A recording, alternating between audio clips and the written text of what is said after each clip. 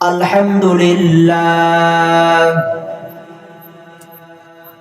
الحمد لله نحمده ونستعينه ونستغفره ونؤمن به ونتوكل عليه ونعوذ بالله من شرور أنفسنا ومن سيئات أعمالنا من يهده الله فلا مضل له ومن يضلله فلا هادي له ونشهد أن سيدنا ومولانا محمدا عبده ورسوله أرسله بالحق بشيرا ونذيرا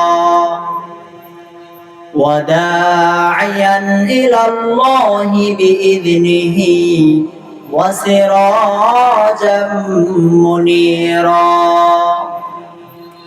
فقد قال الله تعالى في كلامه المجيد والفرقانه الحميد أعوذ بالله من الشيطان الرجيم بسم الله الرحمن الرحيم اتل ما أوحي إليك من الكتاب وأقم الصلاة إن الصلاة تنهى عن الفحشاء والمنكر ولذكر الله أكبر والله يعلم ما تصنعون وقال الله تعالى في كلامه المجيد والفرقانه الحميد إنا نحن نزلنا الذكر وإنا له لحافظون وقال رسول الله صلى الله عليه وسلم عن علي بن أبي طالب قال رسول الله صلى الله عليه وسلم من قرأ القرآن فاستظهره فأحل حلاله وحرم حرامه أدخل الله به الجنة وشفعه في 10 من أهل بيته كلهم قد وجبت لهم النار أو كما قال عليه الصلاة والسلام আলহামদুলিল্লাহ সমস্ত প্রশংসা মহান আল্লাহ তাআলার জন্য যে রব্বে কারীম আমাদেরকে একটি বছর অতিবাহিত করে গত মাহফিলের ন্যায় আজকে মাহফিলের মধ্যে আসার এবং বসার তৌফিক দান করলেন সেই মহান রব্বুল আলামিনের উপর একবার শুকরিয়া আদায় করি সবাই বলি আলহামদুলিল্লাহ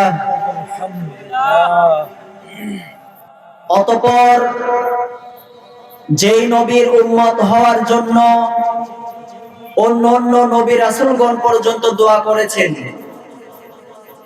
সেই নবীর উম্মত হয়েছে আমরা বিনা চাওয়ায় বিনা দরখাস্তে অতএব সেই মহান নবীর উপর একবার দরুদ পড়ে সবাই বলি সাল্লাল্লাহু আলাইহি ওয়াসাল্লাম আমি কুরআনুল কারীম থেকে ছোট্ট 2টি আয়াত বলেছি এবং অসংখ্য হাদিস থেকে ছোট্ট একটি হাদিস বলেছি আল্লাহ তাআলা যদি দয়া করেন মায়া করেন এই কোরআনের আয়াত এবং হাদিসকে সামনে রেখে স্বল্প সময়ে অল্প আলোকপাত করার প্রয়াস চালাবো ইনশাআল্লাহ মা তৌফিকুল মালিকুল আজিজুল আল্লাম আল্লাহ রাব্বুল আলামিন পৃথিবীর মানুষকে হেদায়েতের জন্য, পৃথিবীর মানুষকে অন্ধকার থেকে আলোর পথ দেখানোর জন্য, জাহান্নামের পথ থেকে জান্নাতের পথ উন্মোচন করার জন্য, খারাপ পথ থেকে ভালো পথে নিয়ে আসার জন্য যুগে যুগে লক্ষাধিক পয়গম্বর এই দুনিয়াতে প্রেরণ করেছেন। সমস্ত নবী রাসূলগণ এসে মানুষকে হেদায়েতের বাণী শুনিয়েছেন। এই পৃথিবীতে ১৬ লক্ষ আম্বিয়া কেরাম এসেছে, কিন্তু সমস্ত নবীদেরকেই আসমানি কিতাব দেওয়া হয় নাই। এই সমস্ত নবীর মধ্যে মাত্র ৮ জন নবীকে আসমানি কিতাব দেওয়া হয়েছে। তার মধ্যে হযরত আদম আলাইহিস সালাতু ওয়াস সালামকে দেওয়া হয়েছে 10টি, হযরত ঈসা আলাইহিস সালাতু ওয়াস সালামকে দেওয়া হয়েছে 50টি, হযরত ইদ্রিস আলাইহিস সালাতু ওয়াস সালামকে দেওয়া হয়েছে 30টি এবং হযরত ইব্রাহিম আলাইহিস সালাতু ওয়াস সালামকে দেওয়া হয়েছে 10টি। এই আসমানি ছোট আসমানি কিতাব 100টি শেষ। এখন রয়ে গেল আসমানি কিতাব সবচাইতে বড় 4খানা কিতাব। তার মধ্যে হযরত মূসা আলাইহিস সালাতু ওয়াস সালামকে দেওয়া হয়েছে তাওরাত, হযরত ঈসা আলাইহিস সালাতু ওয়াস সালামকে দেওয়া হয়েছে ইনজিল, হযরত দাউদ আলাইহিস সালাতু ওয়াস সালামকে দেওয়া হয়েছে জাবুর। মহাগ্রন্থ ঐশী বাণী আল কোরআন আমার নবী, আপনার নবী, প্যারা নবী জনাবে মুহাম্মদুর রাসূলুল্লাহ সাল্লাল্লাহু আলাইহি ওয়াসাল্লামের উপর নাজিল করা হয়েছে। বলেন সুবহানাল্লাহ। আমরা এমনই এক উম্মত, আমরা সর্বশ্রেষ্ঠ নবী পেয়েছি, সর্বশ্রেষ্ঠ কিতাব পেয়েছি, তারপরেও আমাদের মাঝে কোনো পরিবর্তন নেই। জাহিলিয়াতের যুগে যেই রকম মানুষ পাপাচারের মধ্যে লিপ্ত থেকেছে, জাহিলিয়াতের যুগে যেরকম আল্লাহ ভুলে শয়তানের পথ ধরে চলেছেন, সেরকম ভাবে আমাদেরও আজ একই দশা। বুখারী শরীফের বর্ণনা, আল্লাহর রাসূল সাল্লাল্লাহু আলাইহি ওয়াসাল্লাম বলেন,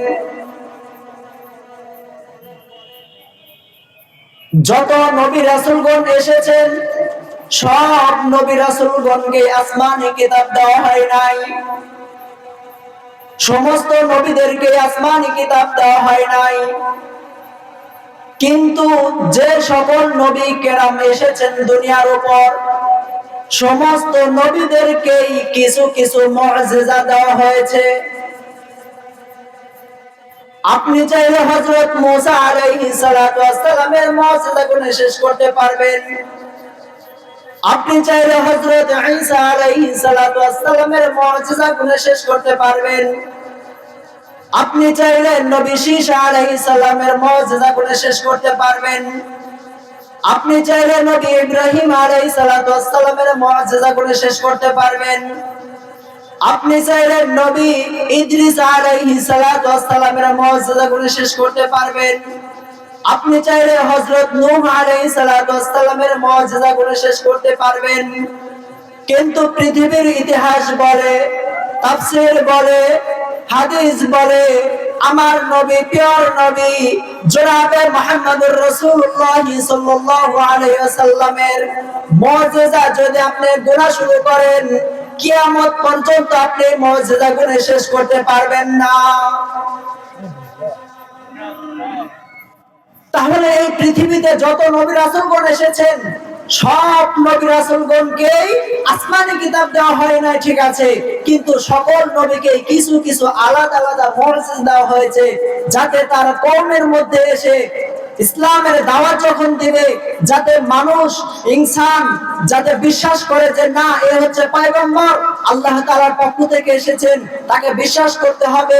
আল্লাহ ভরা লোক যাতে আল্লাহর পথে আসতে পারে, ইসলাম ভরা লোক যাতে ইসলামের মধ্যে আসতে পারে, এই জন্য সকল নবীদেরকে কিছু কিছু আলাদা আলাদা মুআজিজা দিয়েছেন আল্লাহ তাআলা।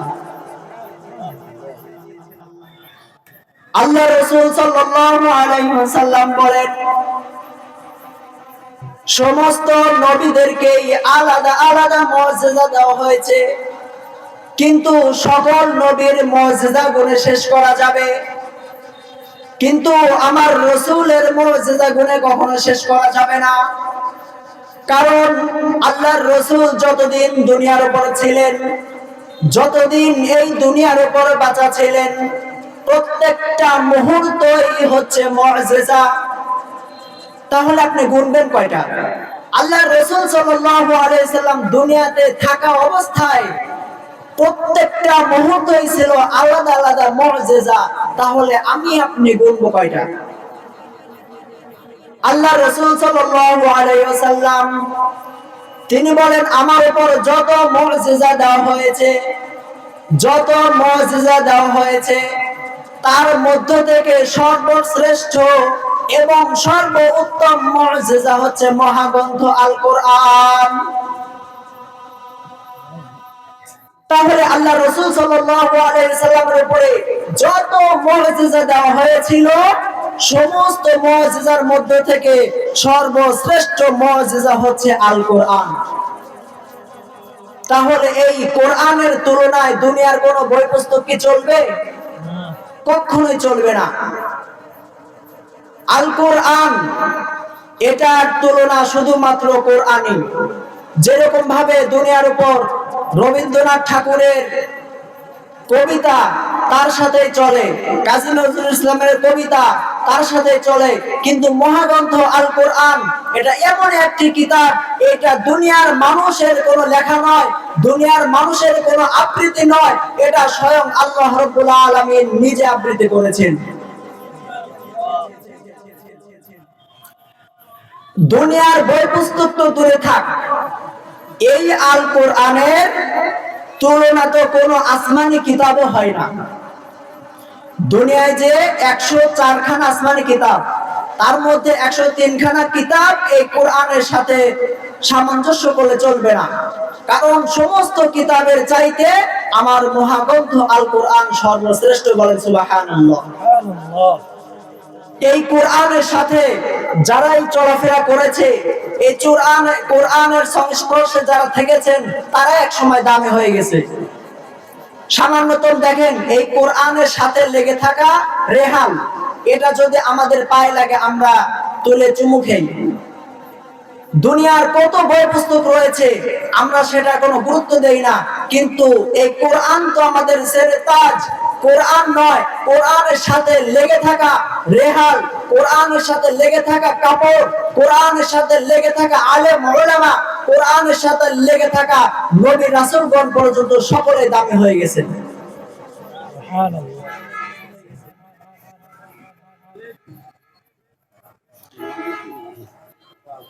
আল্লাহর রাসূল সাল্লাল্লাহু আলাইহি ওয়াসাল্লাম বলেন, এই কোরআনের এত মর্যাদা, আল্লাহর রাসূলের কত মুআজিজা, আল্লাহর রাসূলের কত দাম। আমি যদি আপনাদের সামনে দুইটা হাদিস বলি, তাহলে আপনাদের সামনে ক্লিয়ার হবে। একদিন ওমর ফারুক রাদিয়াল্লাহু তাআলা আনহু তার বাড়ি এবং মসজিদুন নববীর মাঝখানে একটা ইহুদির বাড়ি ছিলেন। সেই বাড়ি থেকে ওমর ফারুক রাদিয়াল্লাহু তাআলা আনহু তাওরাত কিতাব নিয়ে তেলাওয়াত শুরু করেছেন। তেলাওয়াত করতে করতে একটা সময় আমার দয়ার নবী, মায়ার নবী জনাবে মুহাম্মদুর রাসূলুল্লাহ সাল্লাল্লাহু আলাইহি ওয়াসাল্লাম এই দৃশ্য দেখে ফেলেছেন। আল্লাহর রাসূল এত রাগান্বিত হয়ে গেছেন, তার চক্ষু মুবারক, তার চেহারা মুবারক লাল হয়ে গেছে। এইটা আবু বকর সিদ্দিক রাদিয়াল্লাহু তাআলা আনহু দেখেছেন। দেখে বলো, হে ভাই ওমর, তুমি যে তাওরাত কিতাব পাঠ করছো, এইটা আমার নবী, দয়ার নবী দেখেছেন। শুধু তাই নয়, এইটা দেখার পর আমার নবীর চেহারা মুবারক পর্যন্ত লাল হয়ে গেছে। তখন ওমর ফারুক রাদিয়াল্লাহু তাআলা আনহু চিন্তিত হয়ে গেলেন, হয়ে আল্লাহর রাসূল সাল্লাল্লাহু আলাইহি ওয়াসাল্লামের কাছে চলে গেলেন, গিয়ে বললেন, রাদিতু বিল্লাহি রাব্বাহু ওয়া বিল ইসলামি দীনা ওয়া বি মুহাম্মাদিন সাল্লাল্লাহু আলাইহি ওয়াসাল্লাম। হে রাসূল, হে আমাদের নবী জনাবে মুহাম্মদুর রাসূলুল্লাহ সাল্লাল্লাহু আলাইহি ওয়াসাল্লাম, আমি রব হিসেবে আল্লাহ তাআলাকে মেনে নিয়েছি, আমি রাসূল হিসেবে আপনাকে মেনে নিয়েছি, আমি কিতাব হিসেবে মহাগ্রন্থ আল কোরআন মেনে নিয়েছি। এইটা শোনার পর আল্লাহর রাসূল সাল্লাল্লাহু আলাইহি ওয়াসাল্লাম বললেন, হে ওমর, ওই সত্তার কসম, যেই সত্তার কাছে আমার প্রাণ, যেই সত্তার কাছে আমি মুহাম্মাদের প্রাণ, ওই সত্তার কসম, তুমি যদি আমি থাকা অবস্থায়, আমার নবুয়ত থাকা অবস্থায়, তুমি যদি আমাকে অনুসরণ বাদ দিয়ে তুমি যদি মূসার অনুসরণ করো, তাহলে তুমি সাথে সাথে তুমি ধ্বংস হয়ে যাবা। তাহলে দেখুন, আসমানি কিতাব পর্যন্ত আমার কোরআনের সাথে যেগুলো তুলনা চলে না, তাহলে দুনিয়ার বই পুস্তক তো দূরে থাক। আর আমাদের নবীর কি রকম দাম, আমি আরেকটা হাদিস বলছি। হযরত ঈসা আলাইহিস সালাতু ওয়াস সালাম, আপনারা সকলেই জানেন, এই দুনিয়ায় একদিন কিয়ামত সংঘটিত হবে। কিয়ামত সংঘটিত হবে না যতদিন পর্যন্ত বড় বড় 10টা আলামত না দেখা যায়।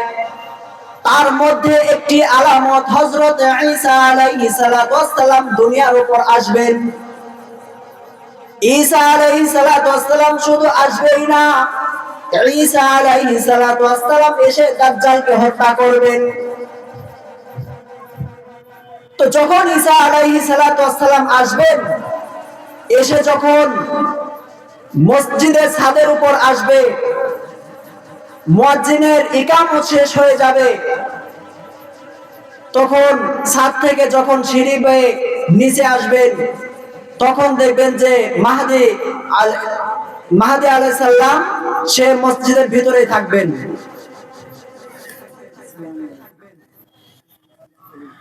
তখন ইমাম মাহদী আলাইহিস সালাম বলবেন যে আপনি ইমামতি করেন। তখন হযরত ঈসা আলাইহিস সালাতু ওয়াস সালাম ডাক দিয়ে বলবেন,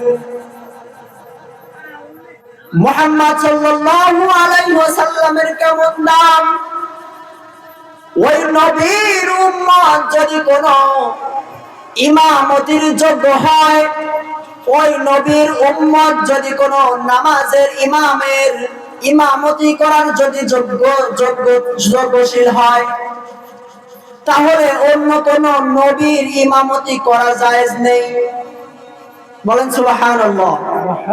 তাহলে আমাদের কেমন মূল্য, আমরা সাধারণত কি মানুষ, সাধারণত কি নবীর উম্মত, কিন্তু অন্য নবীদের সাথে আমাদেরকে তুলনা দেওয়া হয়েছে।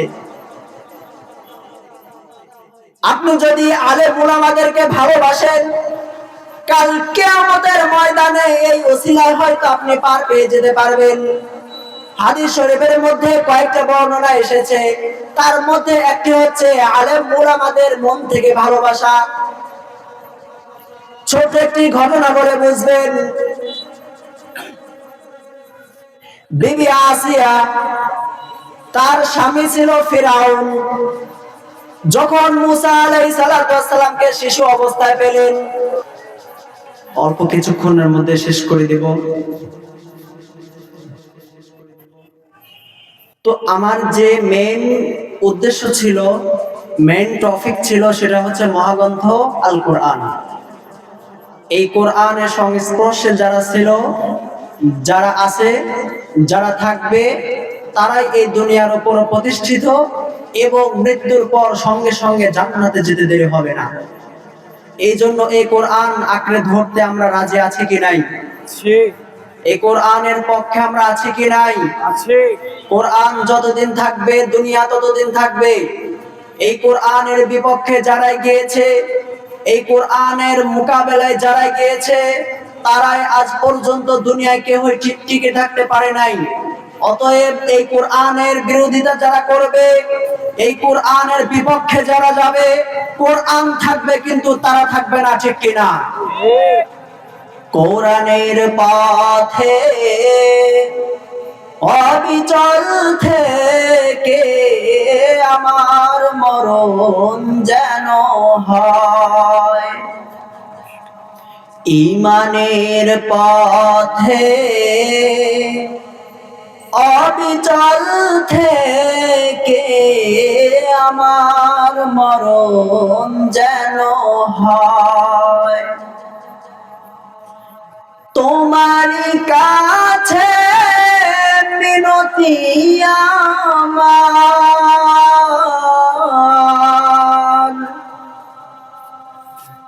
তোমারই কাছে মিনতি আমার,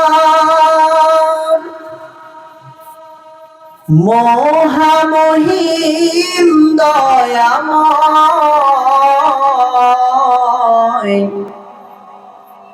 ঈমানের পথে অবিচল থেকে আমার মরণ যেন হয়। কোরআনের পথে অবিচল থেকে আমার মরণ যেন হয়।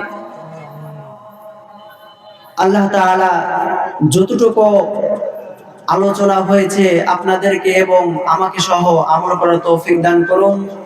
ওয়া আখিরি দাওয়ানা আলহামদুলিল্লাহি রাব্বিল আলামিন। আসসালামু আলাইকুম ওয়া রাহমাতুল্লাহি ওয়া বারাকাতুহু।